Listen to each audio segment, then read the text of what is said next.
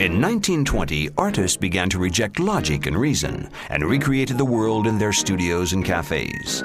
They had a passion for love, poetry, and liberty. The Surrealist revolution was underway. Photography was part of this revolution, breaking the mold, creating photomontages, and coming up with new processes. It was now, truly, a part of the art movement.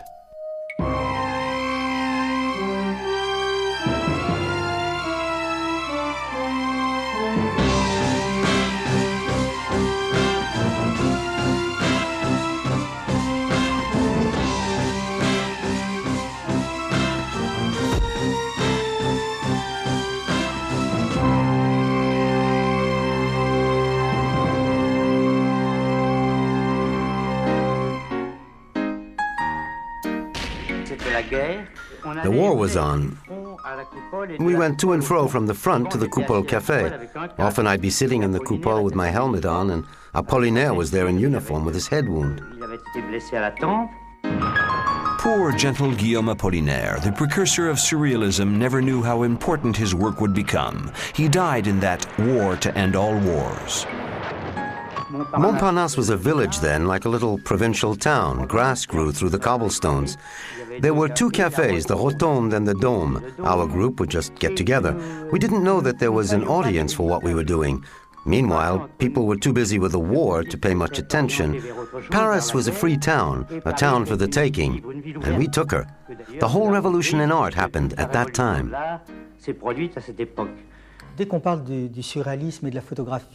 When we talk about surrealism and photography, we need to clarify certain things.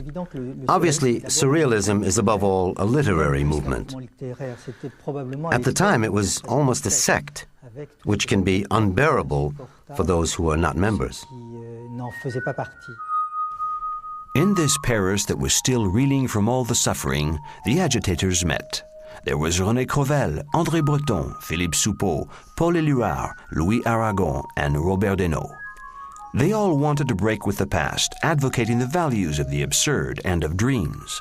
They rendered their fantasies in a creative disorder. Photography was part of this movement. Like Max Ernst, whose photomontages showed the possibilities of parody and the misappropriation of images, the Surrealists refused the representation of reality and transformed it as they saw fit. After 2 years of doubts about the nihilism and tyranny of its predecessor Dadaism, the Surrealist dissidents triumphed and published their Surrealist Manifesto in 1924. André Breton, who was the dominant figure, with his extremely strong presence, was interested in photography right from the 1920s. It appealed to him because it was something that could be done in the street, and these pictures could be used as the basis for any form of literary creation or flight of fancy. That was the first way they envisaged photography. Then soon after, Breton became interested in the way photography could be used to illustrate magazines and even his books. André Breton asked the extreme surrealist Jacques-André Boiffard, a collaborator of Man Ray's, to supply pictures for his book Nadja. When you think of surrealist photography, you immediately think of Man Ray. The American Man Ray married a French woman who translated for him Rimbaud, Lautréamont, and Mallarmé. He was fascinated by the mood of rebellion in Paris and came to France in 1921. His studio became the Surrealists' meeting place.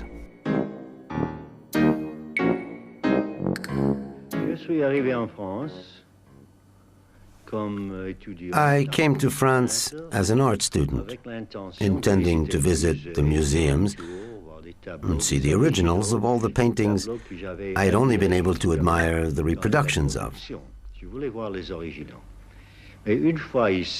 I got a far better reception from the avant-garde literary and artistic movements here than I had in New York. So I decided to stay. But as I didn't sell anything with my first exhibition, I started doing photography to earn a living.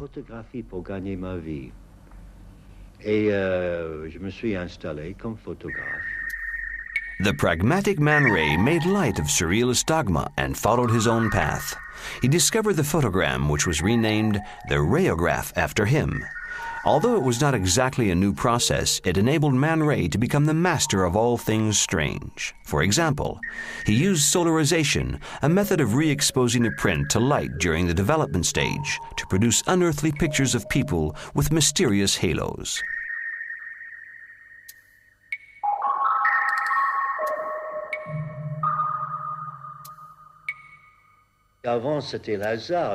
Before, it was all a matter of luck.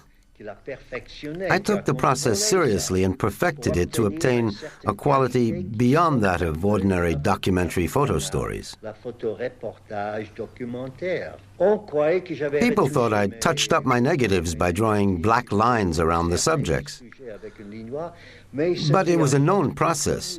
You developed an overexposed negative. But the next day, when I looked at it, I saw a small neutral zone between the areas with the highest contrast. And I studied it and repeated the experiment. So when you repeat something, it's no longer a matter of luck.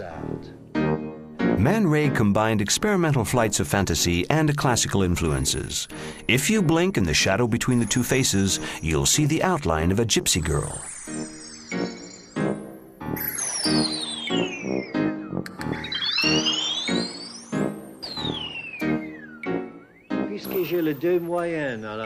Since I have two approaches available to me when I see a face that interests me and that I want to record, I use my camera because it's more direct, and there's no intervention by the painter or the artist. On the other hand, if I have a dream or something is conjured up by my imagination, I can't photograph it unless they manage to invent a camera that can photograph our dreams. The body's subjected to all kinds of metamorphosis, and the portrait is treated humorously or given a fresh interpretation. It's true, I look at things with a painter's eye. Someone once said to me, "Your photos look just like paintings, don't they?" And a friend said to me one day, "I don't like the portrait you did of me, it's too artistic." No, I said, it's not too artistic, you're the one who's artistic. Maurice Tabar frenetically experimented with photography, making collages, superimposed pictures, photograms, and solarizations.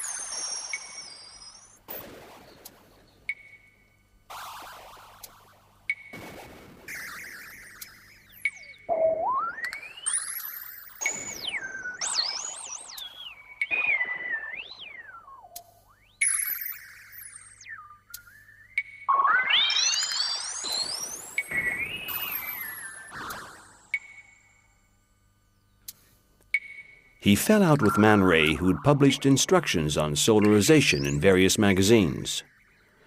We can see examples of this process in Raoul Ubach's work. Ubach belonged to the third generation of surrealists. This Belgian artist arrived in Paris with an interest in photography and invented new processes such as burning, where you heat the film to obtain deformations which reveal latent images. Ubach was greatly influenced by Heinrich Wilhelm von Kleist's play Penthesilea, about the Queen of the Amazons, which was a great success in Germany. He began to develop his assembly effects. He photographed his wife and his other model, then combined the photographs to make his Penthesilea series. He had brought back from Dalmatia photos of rocks. The Hungarian Brassai, whose real name was Gyula Halaz, frequented Berlin's avant-garde scene before joining the Surrealist movement. Nicknamed the Eye by Henry Miller, he became friends with the leading artists of the day. I wanted to go to Paris because I wanted to become a painter. But I couldn't because I came back from an enemy country, Hungary. So I first went to Berlin. The Expressionist movement was in full swing at the time. After that, as soon as I could, I came to France. That was in 1924, and I landed right in the maelstrom of Montparnasse. In the cafes, it was like being at a fancy dress ball. There were all kinds of people there. Hindus, men, women. Life seemed so much fun and so weird that I completely forgot about shutting myself away and painting. His transmutations are the product of his fascination for the primitive arts and an obsession to turn the female body into a musical instrument.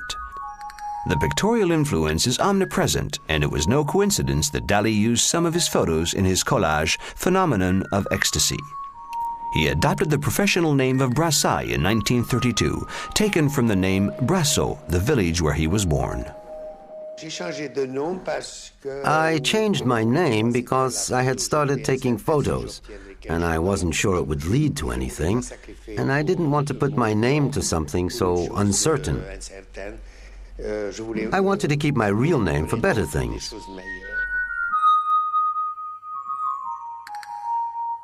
I've spent a great deal of time walking around Paris and looking at the walls, and I think that all the things on the walls are very interesting.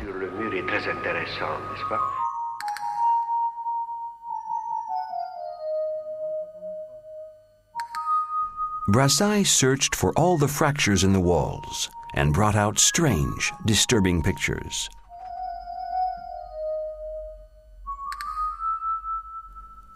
Year after year, his insatiable curiosity guided him in search of major themes such as love and death.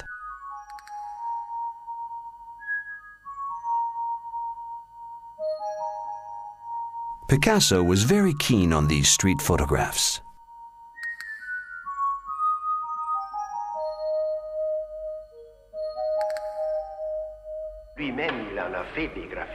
Picasso has done a lot of graffiti too. He told me how one day he had been waiting in a bank and he'd done a graffiti on the wall. When the manager of the bank learned that it was a Picasso, he had the piece of wall cut out. And that piece of wall is in his apartment now. After this first portrait of Picasso and 30 years of friendship, Brassai published Conversations with Picasso in 1965. What has always surprised me about photography is that at first, I always wanted to do things which were as objective as possible.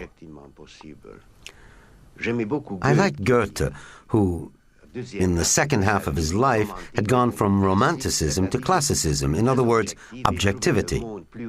He found the world richer than himself, and he said, "Objects have gradually raised me to their stature." And this quotation greatly affected me.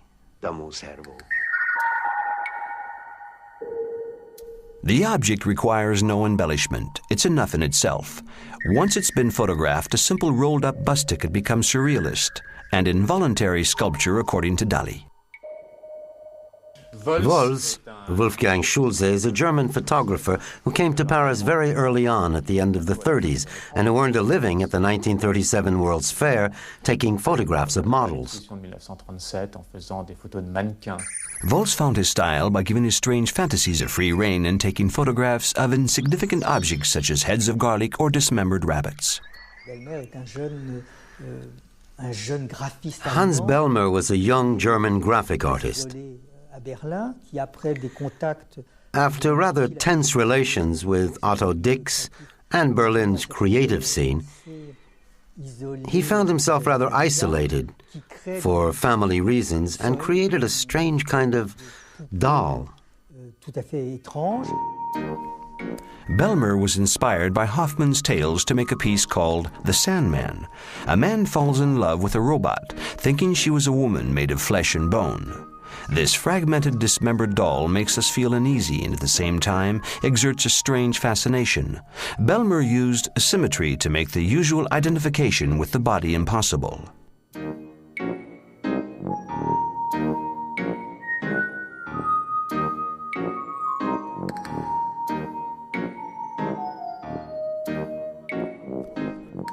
The fruit of his experimentation was published in Le Minotaure, a luxurious and eclectic magazine which featured the latest artistic creations. In 1939, it ceased a publication due to the war. The photos of Picasso's companion, Dora Maar, were equally disturbing. She'd met him at the Café de Flore, where she'd been playing a solitary game, sticking a knife between her fingers into the table. He'd been moved by the sight of her blood. This woman, who was no stranger to madness, exhibited her work alongside that of the Surrealists. Elie Lotard was only 24 when he did the Abattoir series for Georges Bataille's magazine, Documents. It came as a huge shock. He also worked for the Prévert brothers and for Buñuel, but he died in obscurity.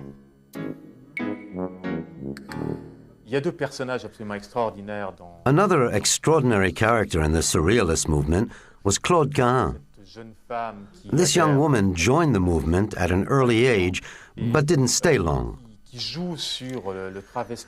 She completely transformed her appearance and explored the possibilities of mirror effects, reflections, and disappearance. Claude Cahun was also a poet, essayist, and actress. Her photographs blurred the lines between appearance and reality. She never stopped making variations on Baudelaire's theme of being, the victim and the executioner, according to which only metamorphosis is a viable solution. Another character who came on the scene at the very end of the Surrealist movement in the 60s and who soon fell out with André Breton was Pierre Molinier. He was an extraordinary artist who was mainly a painter, but from the 60s through to his death by suicide, spent most of his time dressing up as a woman, touching up his photos, doing montage, all in a bid to create the ideal woman.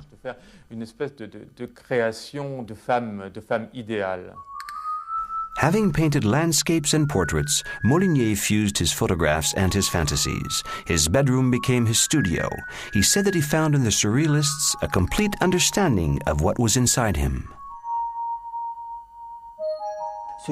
This group at once tried to find foreign correspondents, and it's true that Surrealism very soon became an international movement. In England, Surrealist photography appeared after the war thanks to Lee Miller, Man Ray's muse, and her husband, Roland Penrose. In Germany, Max Ernst launched the movement with his photomontages. In Czechoslovakia, Surrealist photography influenced Jindřich Styrsky, co-founder of the Prague Group in 1933 and signatory of the Manifesto the following year. During the war, the American magazine View drew together the European influences, Man Ray, Breton, and Duchamp. But Surrealist photography was adopted by the likes of Paul Outerbridge and Horst.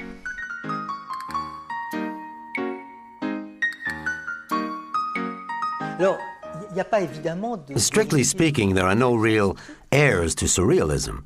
Breton didn't leave an office which could rubber stamp the good Surrealists and exclude the bad ones, as there was when he was alive.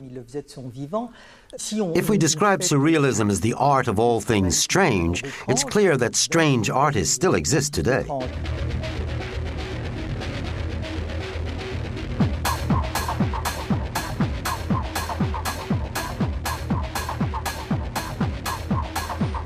After Breton's death in 1966, the key question was, should we continue Surrealism?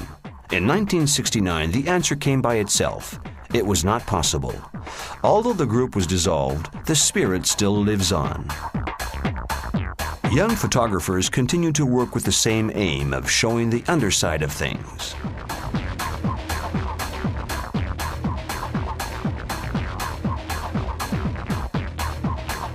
By calling his dog Man Ray, William Wegman showed where his sympathies lay.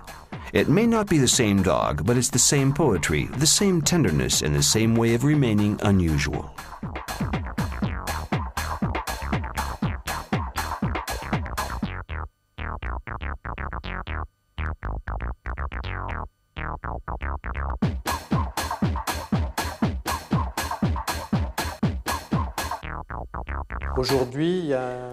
Today, there is a new generation of photographers and artists which we may describe as post-surrealist. Boyd Webb in England, Wegman or Witkin in the United States, although they may not always be inspired by surrealism, produce work with a very surrealist approach. When he was a child, Whitcon's father showed him photos in magazines of disasters and amazing events around the world. Whitcomb was affected by these troubling images, and at 16, he began to express himself through photography. This is Albuquerque, and you'll hear the barking of dogs, the sounds of chickens, because this is in a farm community. Yet we're very close to the center of town and the airport. So please join me in the studio. My reference from the beginning, especially with growing up with my brother as a painter now, was always been going to museums and looking at painting. It's only later on then did we look, then primarily myself, at photographs, because I thought for sure, very, very naturally, that photography supplanted every other medium. But that's true. I mean, a photographer should believe, or must believe, as a painter must believe, say, that the world, for the painter, the world is a painting. I believe that the world is a photograph, and I'm living in a photograph.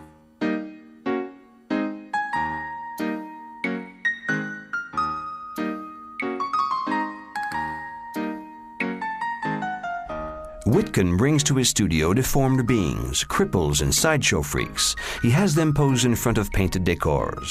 These images, combining sexuality and death, rip apart taboos.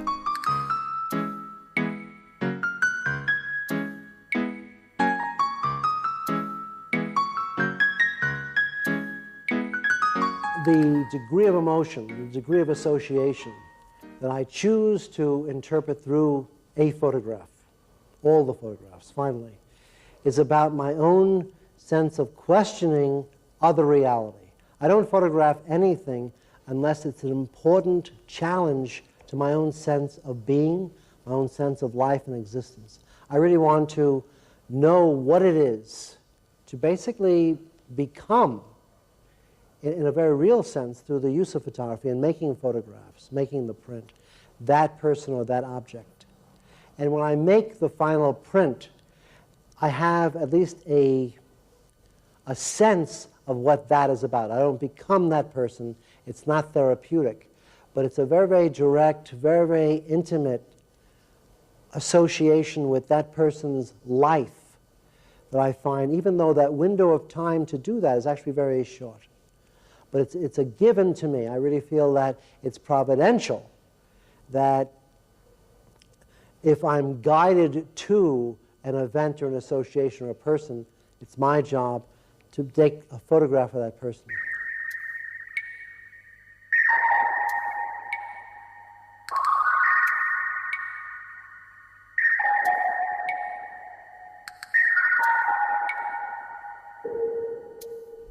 Whitcomb scratches and lacerates the negatives, then stains the photos and treats them with wax to obtain the desired effect.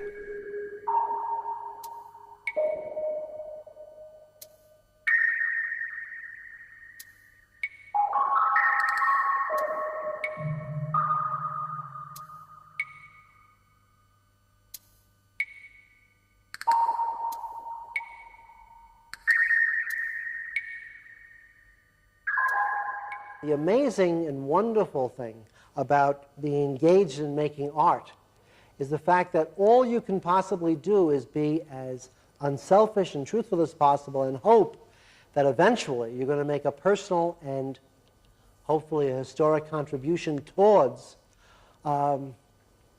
civilization and the history of humanity. And that is not such a bad thing to work and live for. If surrealism has not changed the world, it has at least changed art. Photography ceased being a mere recorder of the truth and opened up to the heady mystery of the human spirit.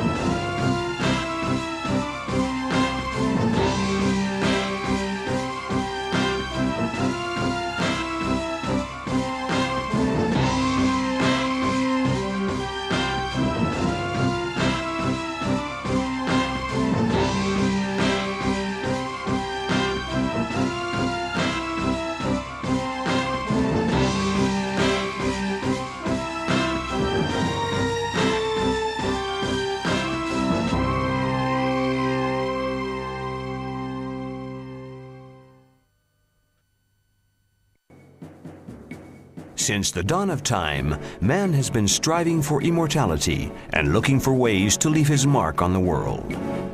In the beginning was drawing. Only the hand, the eye's instrument, could save the moment.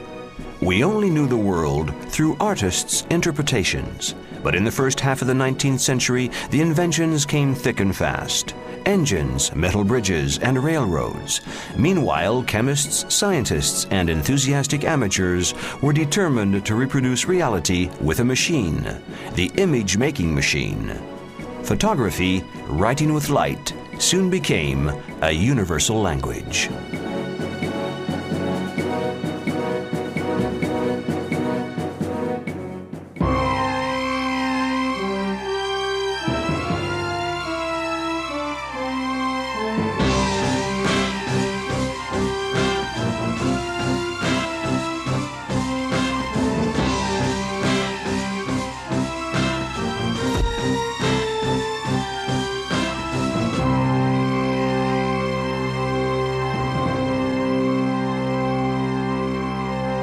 What is interesting is, why did the invention occur at that time?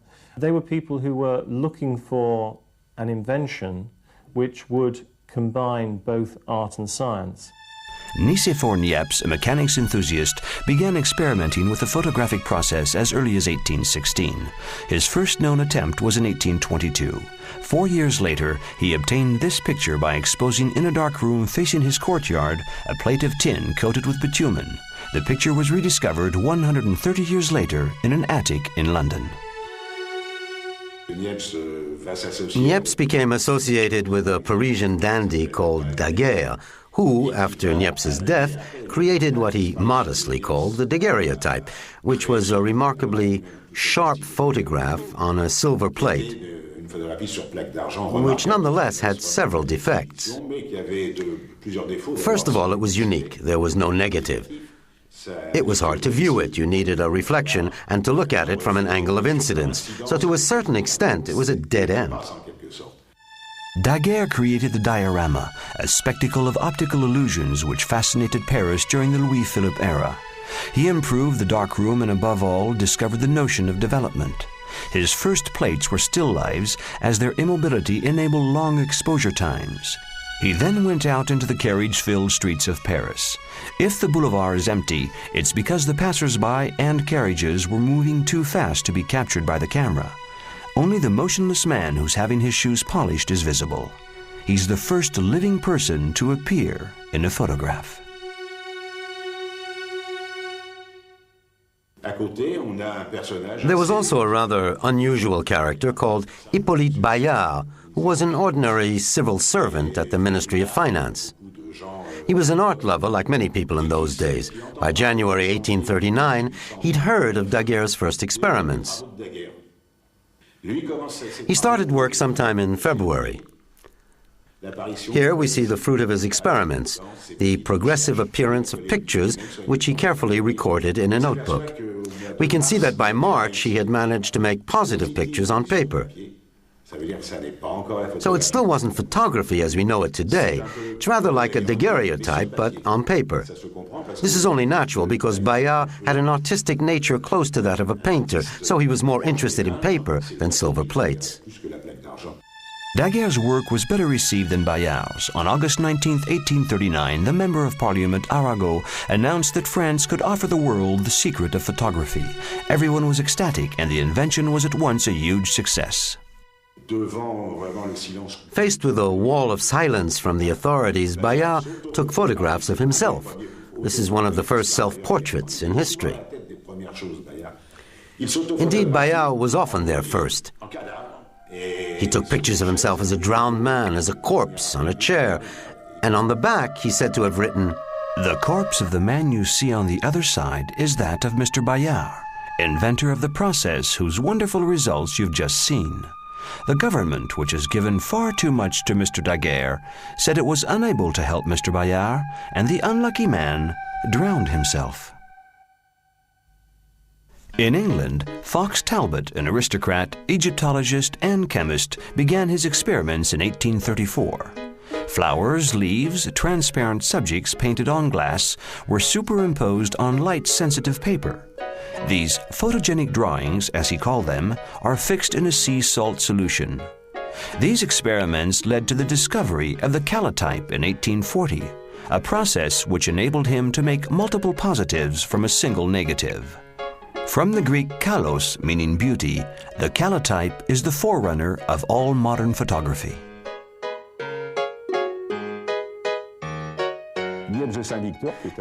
Niepce de Saint-Victor, who was a distant cousin of Nicéphore Niepce, continued his forebear's work. He had the idea of removing the paper which was used as the negative, and which, due to the very texture of the paper, produced rather grainy, blurred negatives, as we can see if we look at those calotypes. His idea was to do away with the paper and use a sheet of glass, a much sharper medium. To fix the silver halide on this sheet of glass, Niepce de Saint-Victor used starch, then albumin, a process which became common in 1851. Millions of eggs had to be broken to use the whites. Niepce in particular, and Daguerre also, were interested in making machines that they could patent and which they could make money out of. So it was a sort of technological innovation. But in fact, the material technology of photography had really existed for a long time before then. The optical principles of the camera obscura had already enabled the Greek philosopher Aristotle to study a solar eclipse. The Arab scholar Alhazen used them in astronomy. They can also be found in Leonardo da Vinci's writings. In 1589, the Italian physician Giovanni Battista Porta added a lens to the device, and as early as 1761, Tipaigne de la Roche, in one of his books, predicted the advent of photography. In Europe and the Middle East, pioneers set off to bring back images that people had never seen before, such as Maxime Ducamp, who went to Egypt. The daguerreotype gave people access to the world of pictures, but very soon the calotype, which was lighter and more manageable, let explorers become photographers. There was a great interest in exotica at the time. Young people had a great urge to learn about far-off places and cultures. Bonaparte and the writer Chateaubriand led the way. The first destinations were the Orient, these mystical places that people only knew through stories and engravings.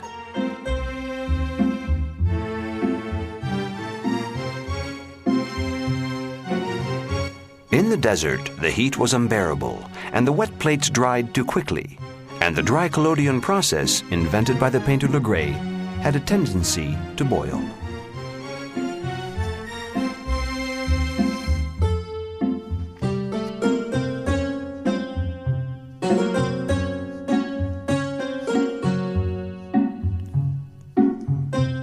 Maxime Ducamp, accompanied by novelist Gustave Flaubert, followed in the footsteps of Jean-François Champollion, the French Egyptologist. They went as far as the Second Cataract of the Nile, whose source was still a mystery. Legend has it that when Flaubert was asked, "What did the temples at Abu Simbel inspire in you?" he said, "It's where I came up with the name of Emma for Madame Bovary."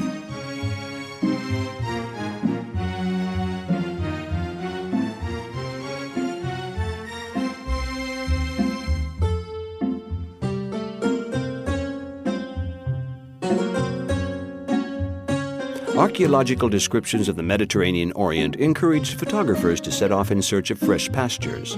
If the desert heat caused the collodion to boil, the cold of the mountains froze it. It had to be warmed up with alcohol stoves. This is what the Bisson brothers did during the ascent of the Mont Blanc with Napoleon III and Empress Eugénie.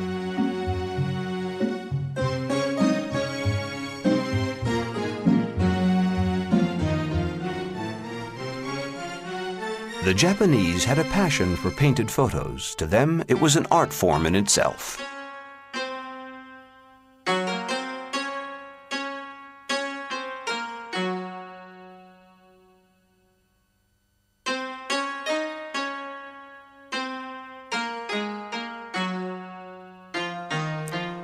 Photographers also had a taste for adventure on the high seas. The waves in Legray's photos are reminiscent of Courbet's paintings.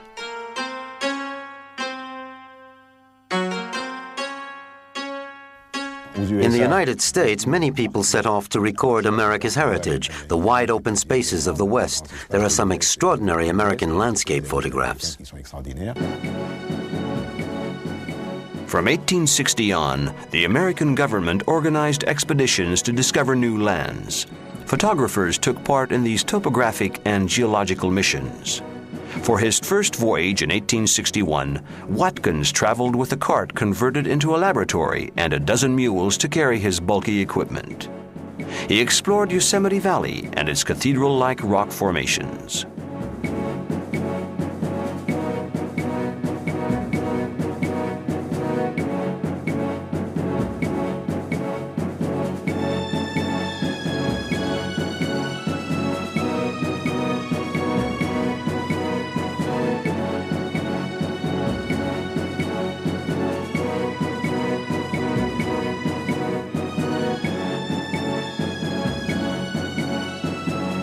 Muybridge was also inspired by Yosemite.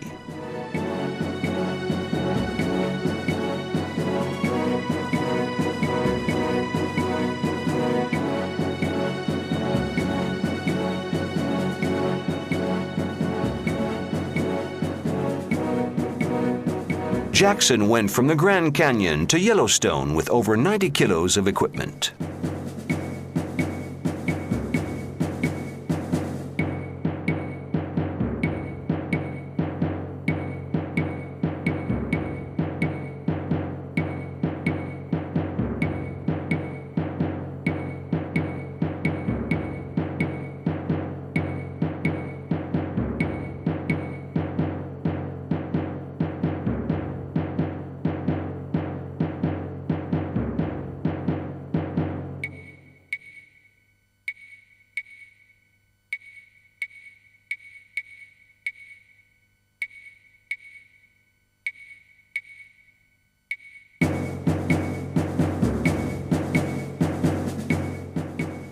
All these adventurers portrayed the birth of a nation, having previously been gold diggers in California or painters. Curtis, however, set out to save the memory of a people from being lost as they were being pushed out of the new America. He spent 30 years of his life documenting the Indian tribes of North America. He recorded everything about them, learned about their medicines and sorcery, observed their hunting techniques and their sacred songs. He took over 40,000 photographs and listed about 1,000 languages from the 80 tribes he lived with. He managed to capture the spirit of this strange people. This colossal work shows us the prehistory of the young American nation and is precious ethnographic source material.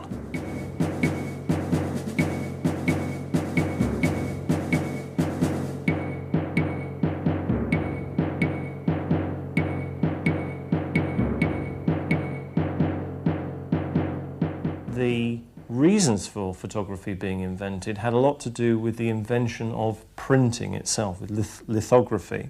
And it was an attempt to make lithography, in effect, a more mechanical medium, a more easily produced, easily reproduced medium. These illustrations were first presented alongside the text in the form of plates. They all said, "Based on a photograph." Photographers sent pictures from all over the world, complete with captions. Then the photographs were touched up and used in magazines. The problem, of course, was the technique of photographic reproduction. Photo engraving had not been perfected. When the photos were used in the newspapers, they required extra contrast. That's when the engraving workshop sprang up. The craftsmen who touched up photos and made photographic plates for 30 or 40 years. The quality of the engraving workshops no doubt delayed the onset of press photography.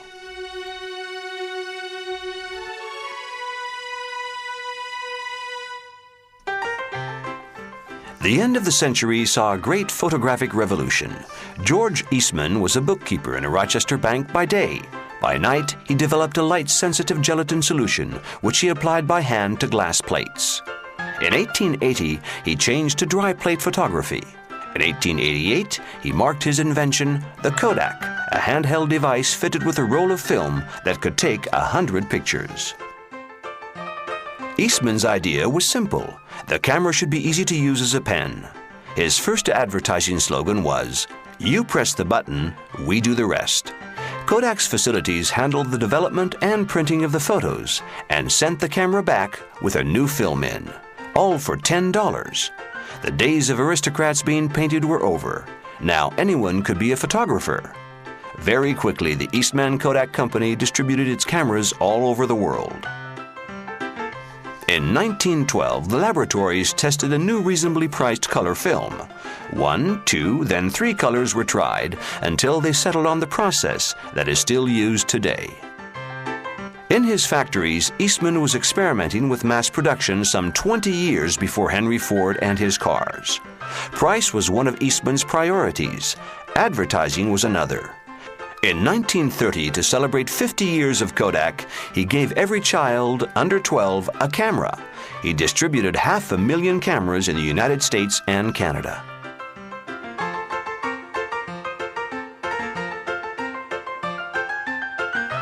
At the end of his life, he took part in a symposium with other influential captains of industry, Thomas Edison, Sir Thomas Lipton, Walter Chrysler, and Henry Ford. The Leitz Company was a family firm based in Wetzlar, Germany, which manufactured microscopes and telescopes. The Leitz engineers were testing the sensitivity of cinema film stock. Like the Lumiere brothers before them, they filmed the factory gates and the workshops. In the 20s, Oscar Barnack ran the Microscopic Research Laboratory. He was trying to develop a smaller, more manageable camera. As luck would have it, he came up with a small camera using film stock, the 24 by 36 format. It combined instant poses with rapid film advance. He took his first photos of a flooded Wetzlar.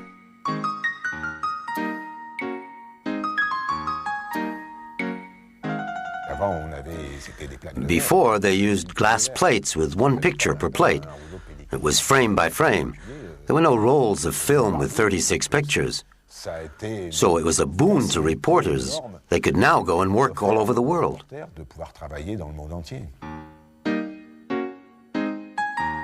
Barnack's camera was introduced to the general public in 1925 under the name Leica, a contraction of lights and camera. The press rejected it at first as they disliked its small format. The invention must have come at the right time, however, because in Berlin, the Rolleiflex appeared, a camera with similar characteristics. Those two cameras, I think, revolutionized photography because they allowed photographers to work in the street without a studio, without lights, without a tripod. You could walk around and you could take photographs of anything that caught your fancy. For the first time, photographers could take pictures at eye level. Thanks to their lightweight, manageable design and interchangeable lenses, these cameras led to the birth of a new race of reporter. This was the start of photojournalism. Newspapers rejected the 24 by 36 format right through to the end of the 30s because they thought it was too small to make blow-ups and print-quality photographs. The most popular camera of the day was the Speed Graphic, which all the great reporters used. That and the 6x6, but any smaller, and photographers had a hard time getting their photos used. The Speed Graphic is a very interesting camera because it was used very widely by American press photographers. The reason for that was that with one plate in the back, or a film pack where you could change the film, you could get a very, very clear image, large 4-inch by 5-inch negative, many times larger than a 35mm camera, for instance. With a flash attached to it, the Speed Graphic could take an image in a large and not very well lit room, and you didn't really need to focus the camera very much. You could just stop the lens right down. In fact, that was the way in which it was mostly used. And then you could enlarge a portion of the image, whichever portion of the image that you decide. And you could use the whole frame of the image or a small portion of the image, and you would get a very usable result.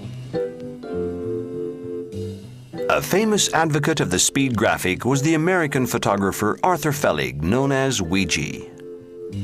He always had a cigar in his mouth, a camera in his hand, and a story to tell.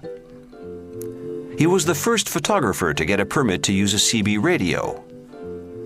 He arrived at the scene of the crime before the police, took his photos back to develop them, and typed up his story. This son of Jewish immigrants had a miserable childhood. Fascinated by street photographers, his days were filled with the murders, fires, suicides, and accidents of New York.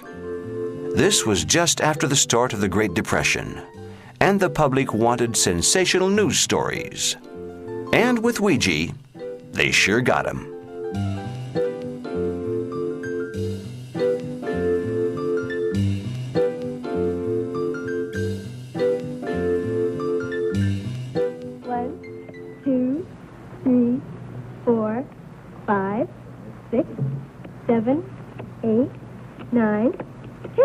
Now we have a picture. In 10 seconds, we must have counted wrong. This instant photo system was invented in 1947 by the American Edwin Land, who used polarizing filters from sunglasses. He also created the 3D glasses that Hollywood was so keen on a few years later.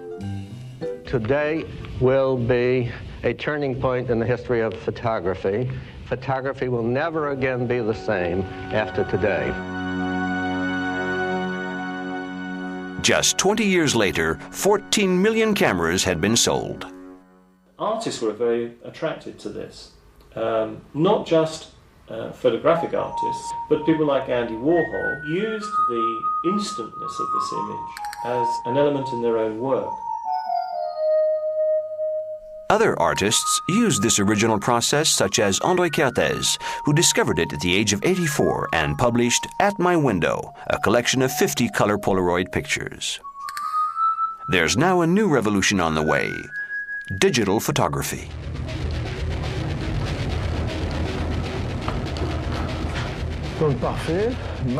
Now, the first thing I do is I shoot directly.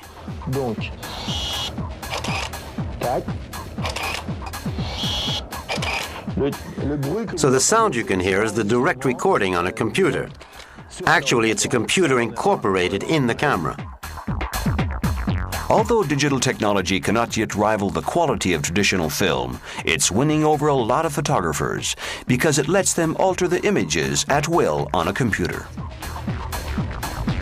The advent of the digital camera is really a part of a process that's been going on within Western society for a long time, where people will buy products which allow them to do things in the home, which previously they had to go out to other organisations or other services to and buy them in. It's part of a self-servicing process. What will happen, of course, with digital photography is that it eventually will replace taking your film to a high street, into a mini lab, and getting your prints processed and receiving them back. At the moment, the technology isn't particularly advanced, despite what the manufacturers are saying, and the quality isn't very high. But of course, it will become much better in time. So I see digital photography in, say, 20 or 25 years will have replaced a large proportion of silver photography. Fashion and advertising have embraced the new technology as they don't require faithful representations of reality. With relatively little equipment, you can create strong, sophisticated images. The storage and distribution of photographs are also being revolutionized. Development and processing are becoming things of the past. Photography is surfing the internet, making pictures available to an ever wider audience.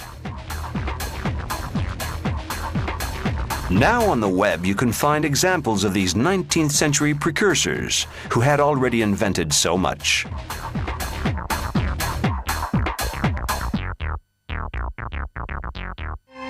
The age we live in encourages us to have one eye on the past, the 19th century, in which great artists were at once able to make photography a real art, and the other on the future, the new millennium in which photography is set to become one of the great means of transmitting knowledge via new media.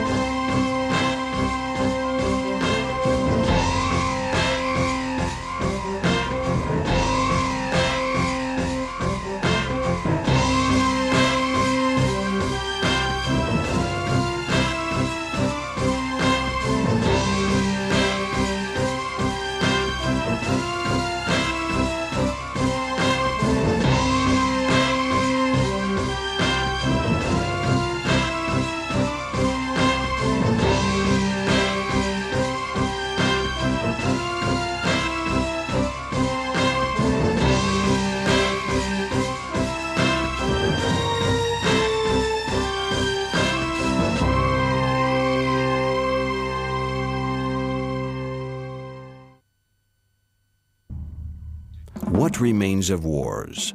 If there weren't any pictures for us to remember them by, there would be just statistics, grieving, and lists of names. These photographs have shocked the world. Their capacity to reveal the horror of war and to record history in progress has led many photographers to become politically aware, to side with a particular cause, or else to fight for peace.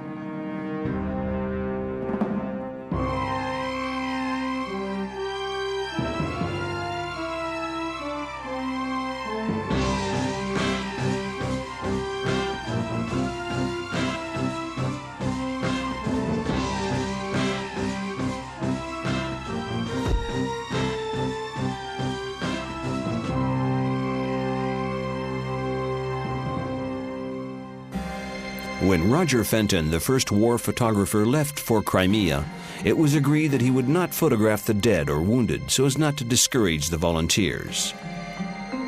The 360 toned-down photos he brought back to London brought his peers closer to the reality of war. Brady covered the American Civil War. When it started, he built a mobile lab, left his New York studio, bound for Virginia. His team had their own wagon called the What Is It by Curious Soldiers. Lincoln even gave him a pass to enable him to go anywhere. Brady and his men sometimes risked their lives covering this war, but they brought back thousands of daguerreotypes despite the long preparation times and the one-minute exposure times.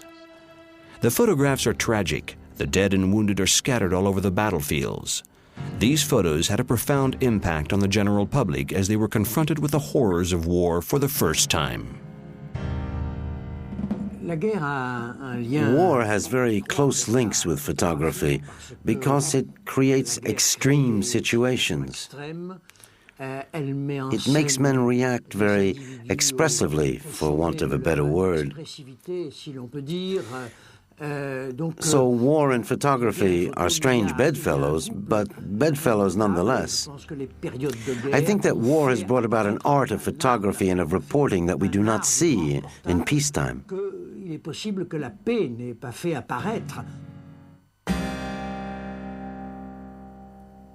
In 1871, the Prussians were in Paris. The Commune rose up against the official power base in Versailles. Photographers took pictures of the crowds, and the bookshops were full of their photos of Paris in ruins.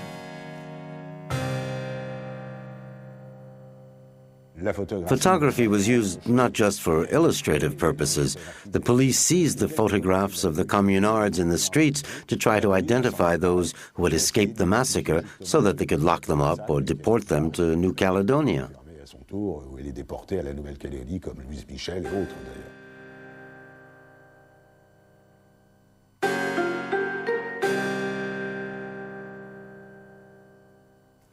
Certain photographers, such as Eugène Appert, thought nothing of staging events. In this picture of Versailles, the dead are all actors. We should also bear in mind that at the time, people who saw a picture which looked real thought it was real. And yet all these photos of the Commune crimes were mock-ups. Eugène Appert staged all these situations, and on each of the characters he added the real faces of the people whose experiences he was supposedly describing. They were all montages, although technically superb, but it was an early form of propaganda. Photography was already being used for ideological purposes.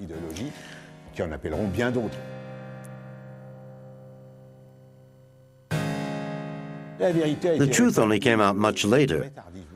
I've seen books which were published after World War II, in other words in the 50s, which presented one or other of these montages as photos of the Commune. So it took a long time to get people to accept the truth. Photography for military purposes only really took off with World War I and the strategic use of aerial photography. At first, the authorities tried to reduce the role of photographers. Military censors began by refusing them access to their front. It wasn't until 1916 that they were able to work freely. In the meantime, the soldiers themselves took photos in the trenches.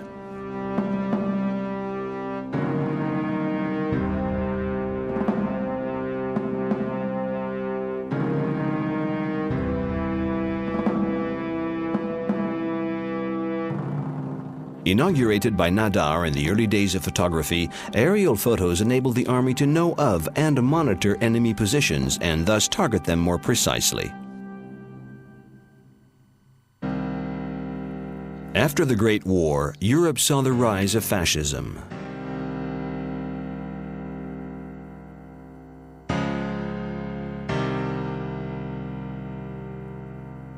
In July 1936, General Franco's uprising marked the start of civil war in Spain. It thrilled press photographers who rallied to the Republican cause. One of them was André Friedman, a young Hungarian who went from Paris to Madrid. He later became known under the name of Robert Capa. This legendary figure acquired a reputation as a great drinker and womanizer, always present in high society with a model on each arm.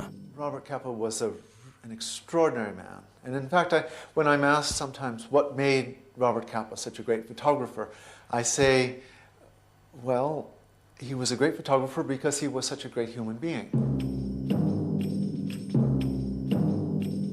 He brought with the combination of his personality, his political involvement at that moment in history in the 30s, the advent of the small camera, all of that came together to give his work a kind of intensity that really no photographer had ever achieved. Crouching in a trench, Capa photographed a volunteer at the precise moment he shot. He sent the film to Paris and 2 months later finds out that the photo had been around the world. We now know, just within the last year or two, the identity of the man in the photograph. It's a man named Federico Borel Garcia, who was killed in a battle that was taking place just north of Cordoba in September 1936. And thus, the controversy about the photograph has been resolved definitively in favor of Capa. Today, so often, photographers who specialize in covering wars go wherever an editor may send them. But Robert Capa once said that he was unwilling to cover any war unless he felt very strongly about one side or the other. He was unwilling to risk his life unless, as he put it, he loved someone or hated someone involved.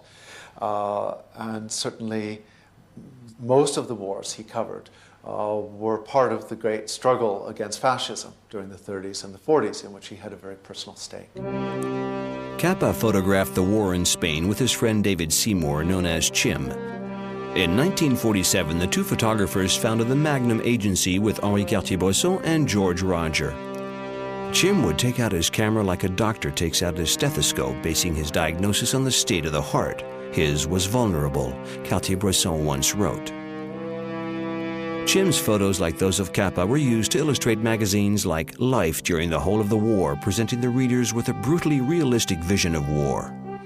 In 1939, Hitler invaded Poland. World War II had begun. Over 110 million men and women were called up.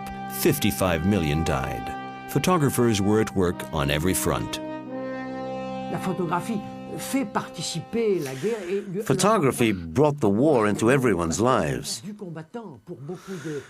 During World War II, the German people could follow very closely what the German army was up to. Every German pored over these luxury, finely made magazines with superb photos. I lived in the occupied zone, and the German war magazines were very effective in making the people at home feel a part of the war effort.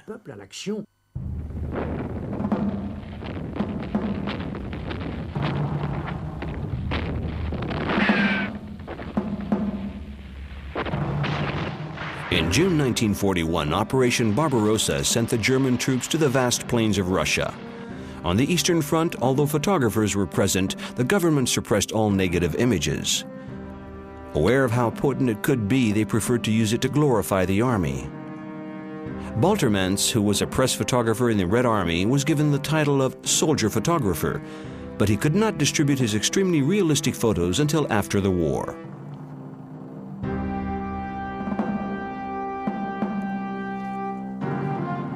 Other photographers joined the official TASS agency, including Evgeny Kaldei, who was 20 at the time and whose work was appreciated by Stalin. During the war, he was more attached to men than their heroic acts.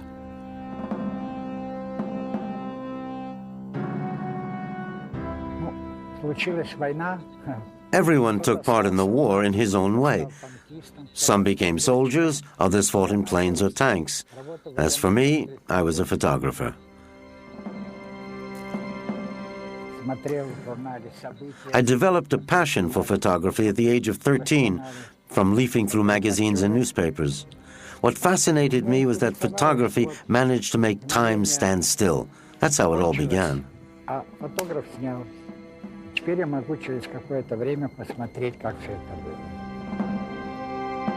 The Nazis killed his father and 3 sisters by throwing them down a mine shaft. Kaldei spent the whole war with the camera in his hand and a cause to defend.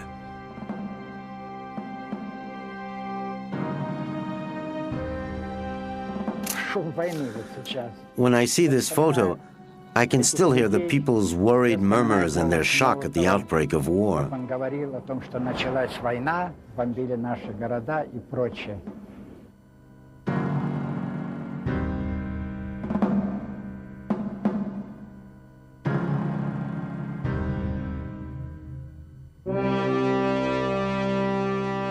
On December 7, 1941, the Japanese attacked Pearl Harbor and the United States joined the Second World War.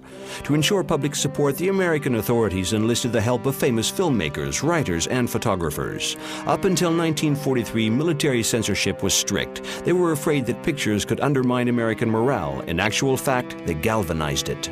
In the Pacific, the most famous American photographer was Eugene Smith, 13 combats and 23 bombing missions. Like him, photographers of all nationalities covered the military operations. The free world had only photography to see the war and hope for peace. The Marines landed at Iwo Jima. This famous photo spurred the USA on to victory. 6:30 a.m. on June 6, 1944 was also D-Day for Robert Capa, who landed at Omaha Beach in Normandy with the GIs of the 116th Infantry. For the Germans, it marked the beginning of the end, to paraphrase Churchill. In accordance with his motto, if your pictures aren't good enough, you're not close enough, Robert Capa joined the legendary Big Red One Division on the first wave of assault. A large part of his work was ruined by the lab in London.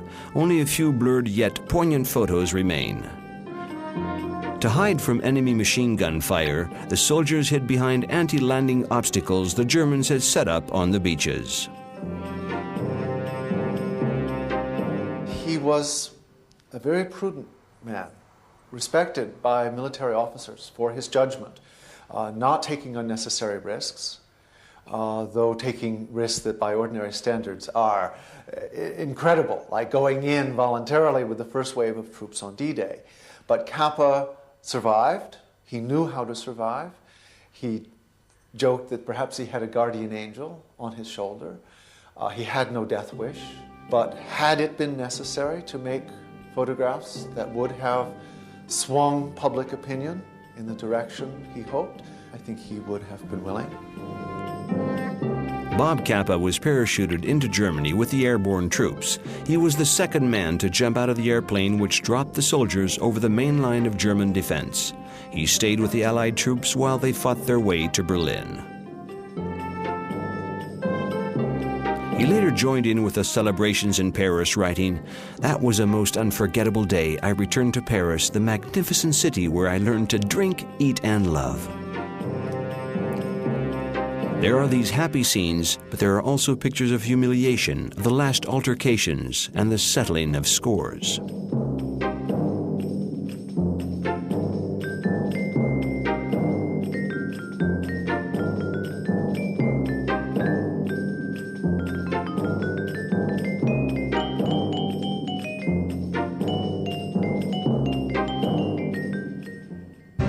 The Englishman George Roger became a war correspondent for Life magazine thanks to his photos of the Blitz in London. He also covered the deportation camps. When he saw the scale of the horrors there, he almost gave up the job. Margaret Bourke-White was the only female photographer that the American forces accepted. Her photographs of concentration camps, prisoners dying of hunger, and the victims of the gas chambers shocked the world. These living dead who survived Buchenwald gazed in stupefaction at the Americans who came to liberate them in April 1945. As the Allies advanced and liberated the camps, Eisenhower asked the newspapers to send reporters to record the events for posterity. 6,000 dignitaries of the Reich in Berlin committed suicide. Germany was in ruins, and the Red Army marched through the Brandenburg Gate. Evgeny Kaldai, who was perfectly placed to photograph the arrival of the Russian troops in Berlin, aimed to portray it as a symbolic victory. I saw Rosenthal's photo. When it was taken, I was still in Budapest. It looked like victory had occurred in the Pacific. I wanted to take similar photos in Berlin, and I did. Kaldai's famous photo was retouched. The second watch on the soldier's wrist was erased. There was no need to show the Soviets as pillagers. Kaldai had difficulty framing his picture because he wanted the flag to be flying and the burning capital to be visible too. Hitler could never have dreamed that the Russian flag, made by a little Jewish tailor from Moscow, would one day fly from the Reichstag building and be immortalized in a photo which was taken by another Jew. For symbolic reasons, Stalin wanted to be the first to take Berlin. So that the photograph coincided with the chronology, he had it backdated. Half a century later, Kaldai and Rosenthal met for the first time. I never dreamed that I would meet him. It's that you were born in Russia and I was born in America. I want to tell you how proud I am now to get to meet you.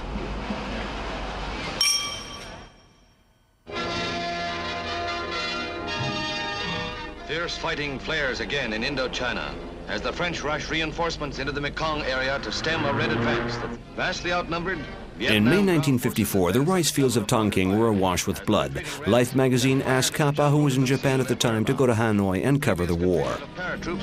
Kappa was by then a veteran of 20 campaigns and had survived the most violent fighting in the Spanish Civil War and the Second World War.